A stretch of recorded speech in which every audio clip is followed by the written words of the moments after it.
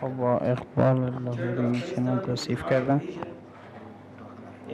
او داخل افغانستان شد در زمانی که حیات داشت و گفت که در غرب آسیا شدن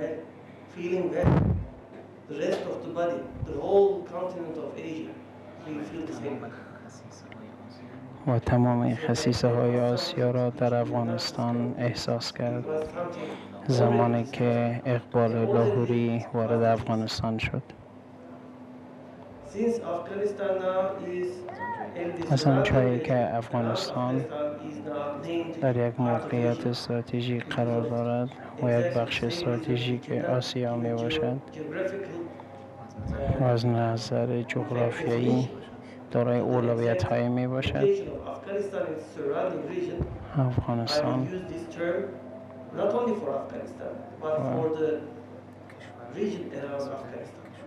افغانستان توسط کشورهای حوزه احاطه گردیده که نقش ارتباطی را همواره در طول تاریخ بازی کرده است. بنابراین تمام موضوعاتی که در مورد افغانستان ما بحث میکنیم قبل از شروع این پروسه، سه موضوع اصلی را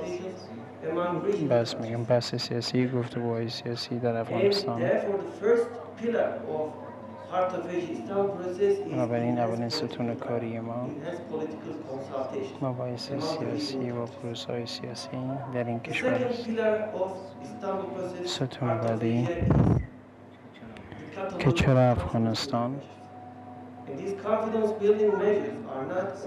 و به این بحث اعتماد سازی است بین کشورهایی که افغانستان را احاطه کردند و همکاری های کشورهای منطقه‌ای در افغانستان باید در تمامی حوزه باشد، خصوص در بخش اجتماعی، فرهنگی و سیاسی.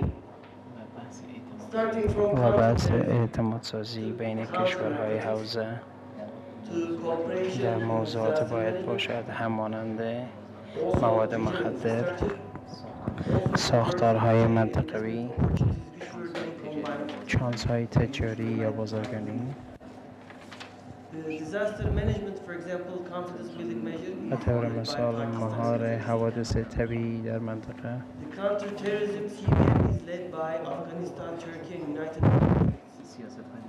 سیاست‌های مبارزه با تروریسم توسط ترکیه، افغانستان و فدراسیون روسیه.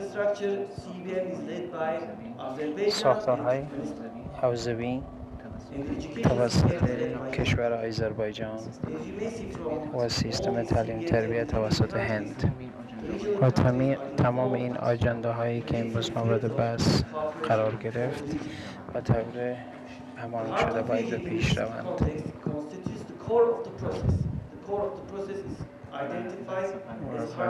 قلب آسیا در مقوله‌ای که صحبت می‌کنیم به منزله قلب تمامی فعالیت‌های کشورهایی که در این حوزه ذکر شد می باشد.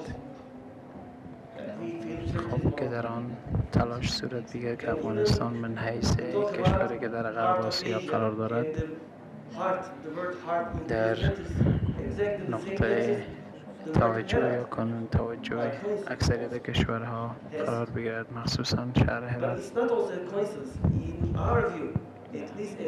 به عقیده ما تا آنجایی که ما مطلع می باشیم هرات قلب تمدن برای افغانستان می باشد، چون همانطور که ما در نظر می گیریم افغانستان در آسیا است. ولایت هرات مهد تمدن افغانستان آسیا می باشد، مانند هند، ازبکستان، ترک‌ها و همچنان مانند دیگر عناصر.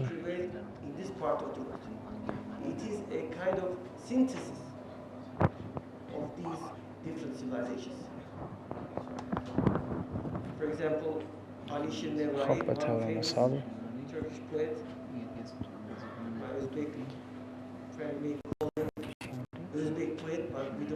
آقای شیناری، یکی از بازیکنان ترکی،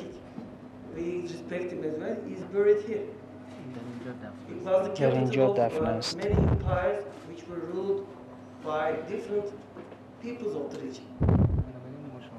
بنابراین مشابهت‌های فرهنگی و ارتباطات فرهنگی بین کشورهای منطقه و همسایه وجود داشت و در برهه‌های مختلف از تاریخ این روابط تولید شدند.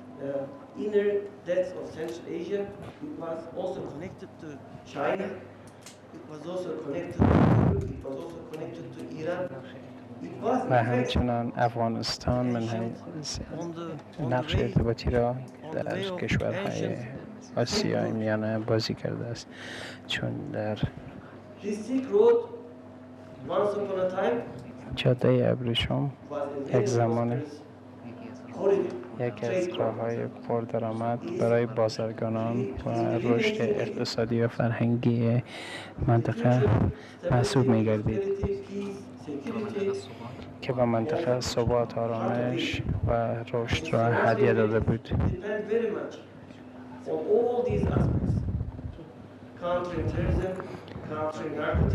و جاده ابریشم همانطور که دوستان مطلع هستند و شاهد هستند همواره مفادهای اقتصادی، فرهنگی،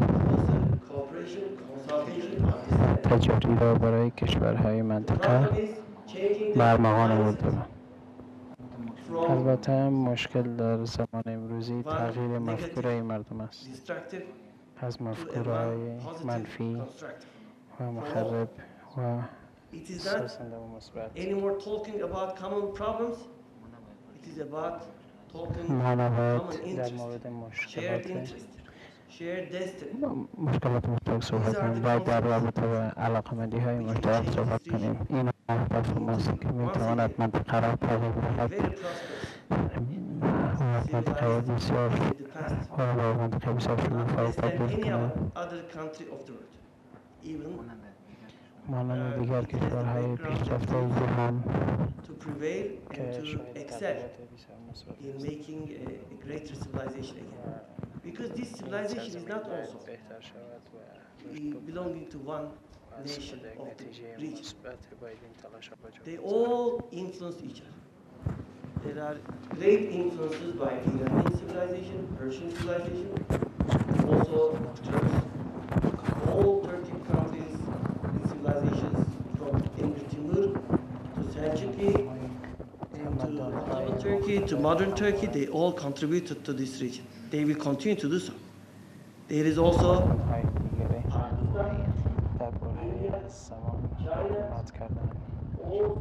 مردم هند، چین و تمام کشورهای آسیایی تا حدی از خود آثار بر جای گذاشتند. So if we can change this mindset, اگر ما بتوانیم مفکوره مردم را عوض کنیم، میتوانیم شاهد شکوفایی ها و پیشرفت ها خوبی باشد. و همچنان میخوایم به ستون سوم اشاره بکنم، تشریک مساعی. ستون سوم همکاری منطقه‌ای را تشکیل میدهد. In Afghanistan for more than 4 years now, and I'll be leaving soon. So I'll be open. Now I'm going to make some comments. I'll speak my heart. And I should say that there are different international regional organizations related to Afghanistan in one way or another. Even I can name them. Shanghai Cooperation Organization, for example, is very important. And we respect that Shanghai Cooperation Organization, and that's why Turkey became a dialogue partner for Shanghai Cooperation Organization. You may consider, where is Turkey, where is Shanghai Cooperation Organization? Yes, it is connected. That's why we are part of it now. There may be, for example, another one, Collective Security Treaty Organization, Economic Cooperation Organization, South Asia Association for Regional Cooperation, Organization for Islamic Conference. They all have something to play, to contribute. But there is no regional cooperation mechanism or process focused on the heart of Asia as such. with all its dimensions. So Istanbul Process Heart of Asia is not competing with any of these organizations. It's just complementing them and filling the gaps which are not addressed by these organizations. The center is Afghanistan. The heart of Asia is Afghanistan. So the process is owned and led by Afghanistan. And all the regional friends, allies of Afghanistan need to continue on this path. Otherwise, if the region does not assume greater responsibility as the Western forces are withdrawing, the Western money aid will be withdrawing down. If the region does not assume responsibility, the problems of Afghanistan, the problems of the heart of the body will not remain only in the body. My dear friend Jean-Luc gave a good example. He mentioned a virus. So it is also, you can consider it an analogy like rheumatic fever. You know that it affects the heart most. But we have to cure the heart, and then the body will also be healthy. I have no doubt Afghanistan and the region, the heart of Asia, will prevail and will reach to that point. Thank you very much.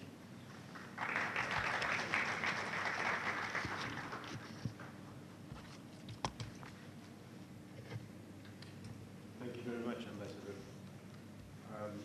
You mentioned the Heart of Asia, the Istanbul process, which started back in 2011, and also before that with the RECA process, which started in late 2005, which is the abbreviation for Regional Economic Cooperation Conferences for Afghanistan. So effectively speaking, we have got two processes, Istanbul process and RECA process, which are supposed to be Afghan-led, which are supposed to coordinate the interest of all the players in the region as well as the players from beyond the region in Afghanistan.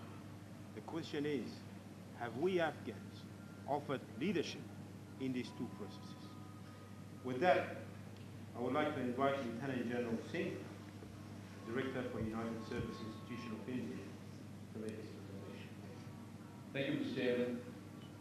Right at the outset, I would like to thank Dr. Dalu Naradia for inviting me and other Indian delegates to be participating in this conference. The Ambassador mentioned about 7 confidence building measures. India is part of all 7 of them. And today there are 7 Indians sitting here in this conference. I think the largest delegation in this conference is from India. That shows our commitment and understanding of Afghanistan.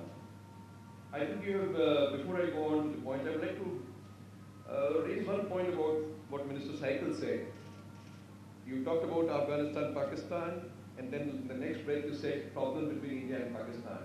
To my Afghan friends, I would like to say, please remember, India-Pakistan problems have no bearing on what is there between the Afghan problem today. The India-Pakistan problem started in 1948, not now. So I will not go into that history. This linkage is right. If you keep waiting for, then you'll never have your problem solved. So I think be slightly careful about linking the two. As far as the land bridge, I think it was known from millennia. Afghanistan was a land bridge between countries, between civilizations, but more importantly, between markets. Where were those markets? The markets were in India, they were in China, they were in Persia, they were in Europe. So you have to look for the markets. And today, if you look around and start saying only the neighbors, I'm not saying there's anything wrong in doing trade with neighbors, but you'll have to look for markets. Markets may be beyond your neighbors. And when you talk of India, in those days, what is India, Pakistan, and Bangladesh? It was India. What we now call Indian subcontinent, now called South زمانی Asia. که هند مطرح That شد is بس market power, میانه where we are looking at connectivity.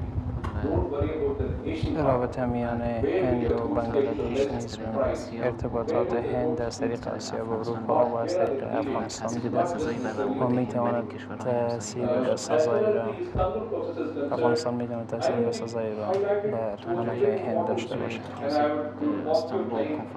از آنجایی که پروسه کنفرانس استانبول در میان است میتونم در مورد موضوعات صحبت بکنم که یکی از آن موضوعات No, the ports are not in Afghanistan. So you talked of development of ports because ساختن زیرساخت‌ها در افغانستان و کشورهایی که در خشکی‌اند بسیار بنیادی و ارتباط دادن افغانستان و کشورهای همسایه و فراتر از کشورهای همسایه توسط خط آهن یکی از موضوعات مهم not just in Afghanistan. The roads, rails, not just in Afghanistan, but connecting them beyond Afghanistan. So we have to look around development taking place there, and if there's no synergy, there will be problems.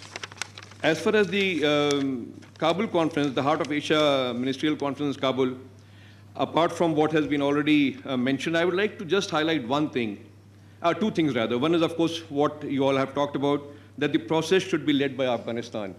And I think that cannot be compromised. The process has to be led by Afghanistan. And the second thing I think we need to be talking about is agreeing, and I'm reading from the minutes of the meeting, agreeing that terrorism and violent extremism are common threats to the region.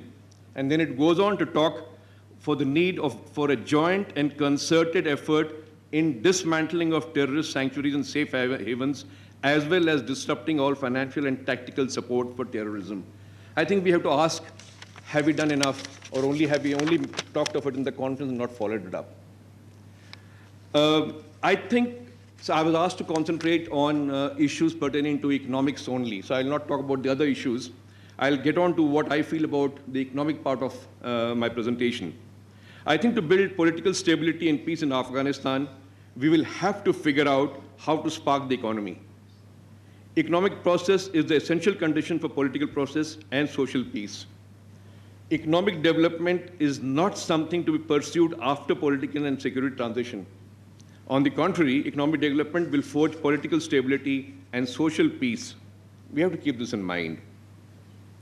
I think due to paucity of time, I'll come down to the next point.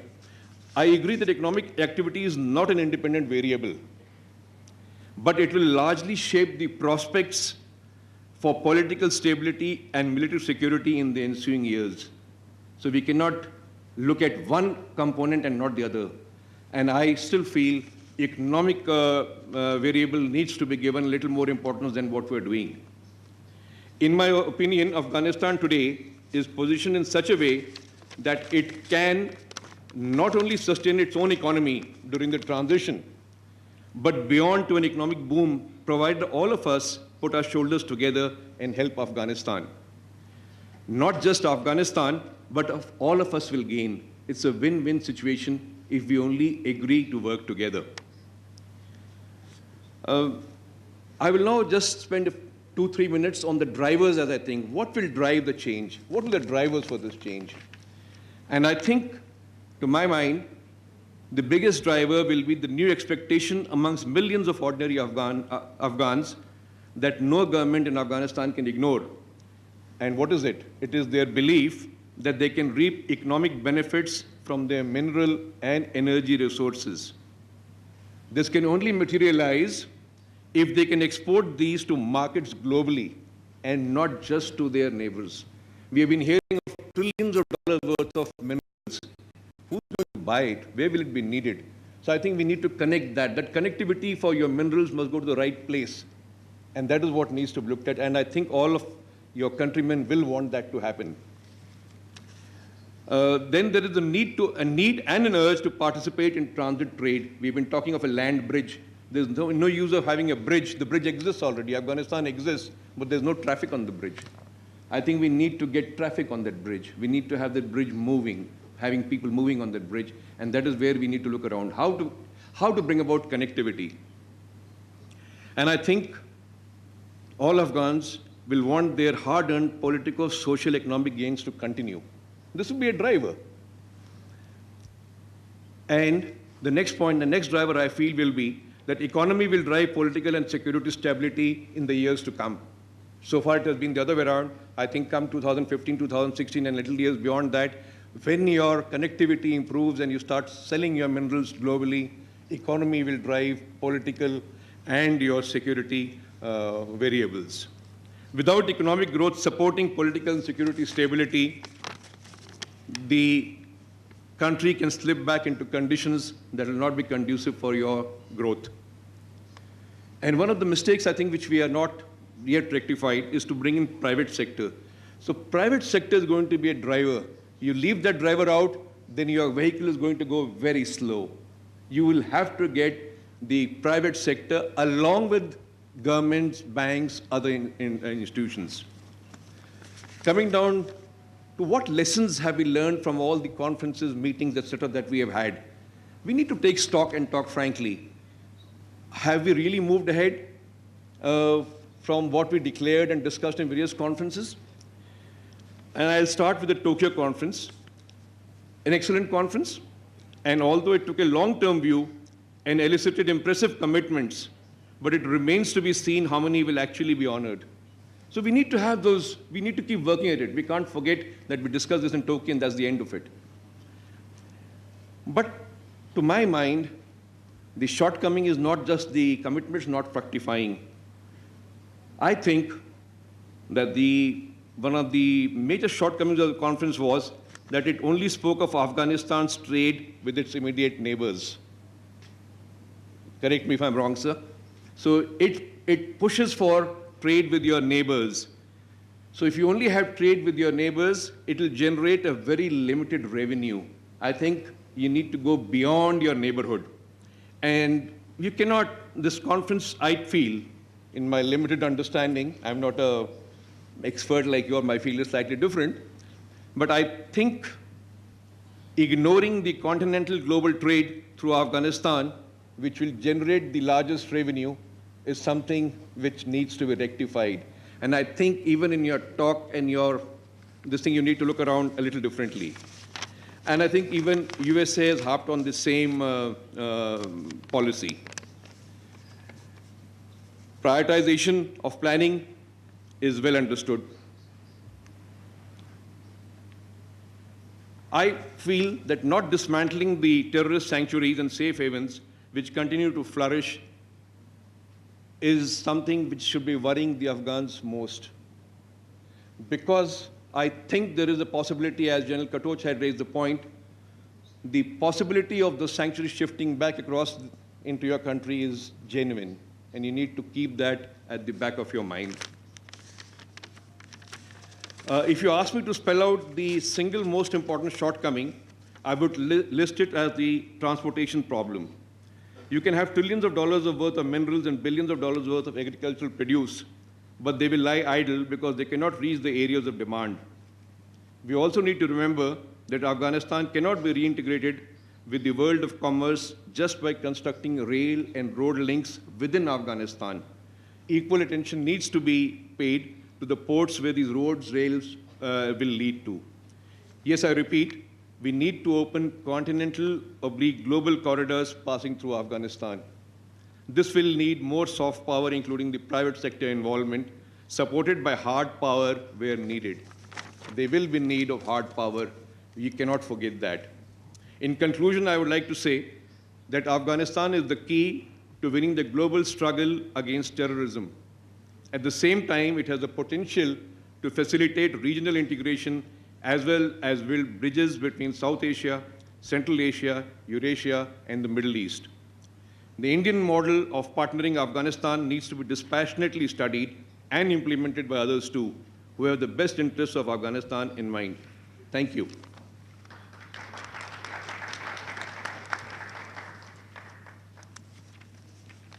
Thank you very much. Thank you very much, General. I'm glad that we do have a rather active Indian contingent here. I wish we had the same from Pakistan. It is that we only have one, none perhaps. But just responding to what you just said, in the recent time we have had a number of when we put the question to them, what are the key factors for the trust deficit between Pakistan and Afghanistan? One out of the three key factors that they name is India taking advantage of Afghanistan. And it's for that reason that I raised that point, that the tension between Pakistan and India is a factor that we cannot ignore. When the time comes that the Pakistani delegations do not say that, then I accept what you just said. Thank you.